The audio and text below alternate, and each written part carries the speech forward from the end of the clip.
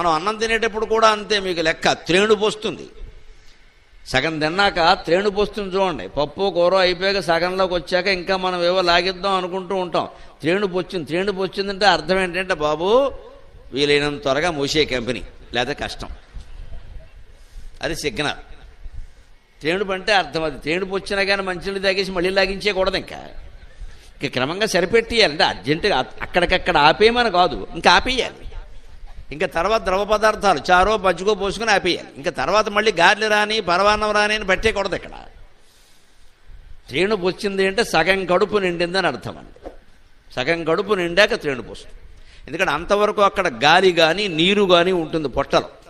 ఈ అన్నం అందులో పడేసరికి లోపల ఉండేటువంటి వాయువు పైకి వస్తుంది, అదే త్రేణుపు. దాన్ని ప్రేరేపించే వాయువును నాగవాయువు అంటారు. నాగ, కూర్మ, కృకర, దేవదత్త, ధనంజయాలని ఉపప్రాణవాయువులు ఉన్నాయి. ప్రాణం, అపానం, వ్యానం, ఉదానం, సమానం అనేవి ప్రాణవాయువులు, పంచప్రాణాలు అయితే వీటికి మళ్ళీ 5 అసిస్టెంట్లు ఉన్నారు. అవెవరు సహాయకులు అంటే నాగం, కూర్మం, కృకరం, దేవదత్తం, ధనంజయం. అందులో ఈ నాగవాయువు త్రేణుపుకు కారణమవుతుంది. కూర్మవాయువు మనం రెప్పలు వాలడానికి లేవడానికి కారణమవుతుంది. మనం ఎవరికీ తెలియకుండానే రెప్పలు వాలుతున్నాయి, పైకి వస్తున్నాయి. లోపల కూర్మవాయువు దాన్ని ఆ పని చేయిస్తుంది. ఆ వాయువు కనుక దెబ్బతింది అంటే రెప్పలు వాలవు, గుడ్లు అలా పెట్టి దెయ్యంలా ఉండిపోతాడు. కృకర వాయువు అని ఉంటుంది, అది తుమ్ము రావడానికి కారణమవుతుంది. కృకర వాయువు తుమ్ము రావడానికి కారణమవుతుంది. అలాగే ఇంకొక వాయువు ఉంది, కూర్మ, కృకర, దేవదత్తం అనే వాయువు ఉంది, అది ఆవులింతకు కారణమవుతుంది. ఆవులింత వచ్చింది అంటే అర్థం నిద్ర వచ్చిందని కాదు. కొంతమంది అనుకుంటారు తెలియక, నిద్ర రావడానికి కూడా అది ఒక కారణమే. కానీ కేవలం అదే కాదు. కొంతమందికి ఆవులింతలు తరచుగా వస్తూ ఉంటాయి, గమనించండి. నిద్ర లేకపోవడం కాదండి, శ్వాస సరిపోవడం లేదు వాళ్ళకి, సమస్య అది. వాళ్ళు మంచినీళ్లు బాగా తాగాలి, వెంటనే శ్వాస డాక్టర్ గారి దగ్గరికి వెళ్ళాలి, ముక్కు చూపించుకోవాలి, ఒకసారి శ్వాసనాళాలు దెబ్బతిన్నాయా అని తెలుసుకోవాలి. ఆవులింతలు పగలు కూడా శుభ్రంగా రాత్రి గుర్రెట్టి పడుకున్నా సరే పగల ఆవులింతలు వస్తున్నాయంటే అదే అర్థం లెక్క. అప్పుడు ఖచ్చితంగా శ్వాస డాక్టర్ దగ్గరికి వెళ్ళాలి, ఈఎన్టీ స్పెషలిస్ట్ దగ్గరికి వెళ్ళి బాబు నాకు ఈ సమస్య అని చెప్పాలి. అంతేకాదు ఆవులింత వస్తే ఆరోగ్య శాస్త్రంలో ఒక రహస్యం చెబుతారు.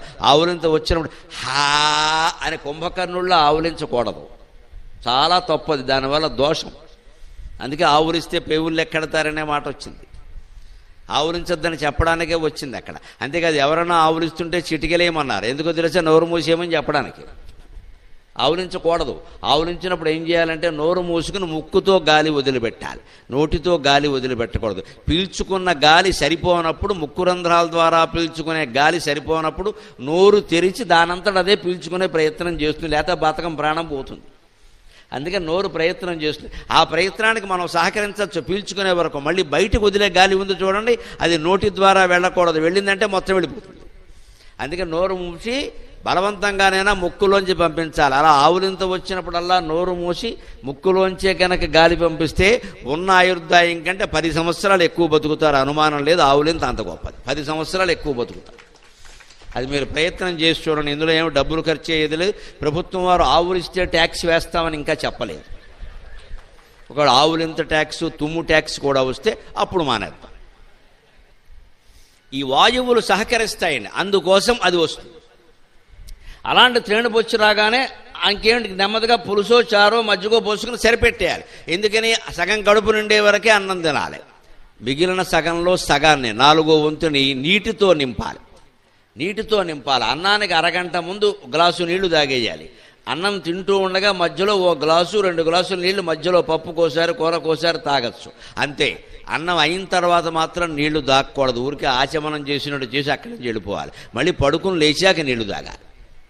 చాలామంది అన్నం తిన్నాక నీళ్లు తాగుతారు, అది మంచిది కాదు, ఆరోగ్య శాస్త్రంలో తప్పు అని చెప్పారు. అన్నానికి ముందు అరగంట ముందు నీళ్లు తాగమన్నారు. ఆకలి పుడుతూ ఉంటుంది, దాన్ని కాస్త చల్లార్చాలి. కొంచెం కడుపు నిండితే నీళ్లతోటి తక్కువ తింటాం, నిండలేదనుకో బాగా ఎక్కువ లాగించేస్తాం, స్థూలకాయలం అయిపోతాం. ఇవన్నీ ఆరోగ్యంలో చెబుతారు. ఈ నియమాలు పాటిస్తే వాడు శారీరకంగా కూడా బలవంతుడై ఉంటాడు ఖచ్చితంగా.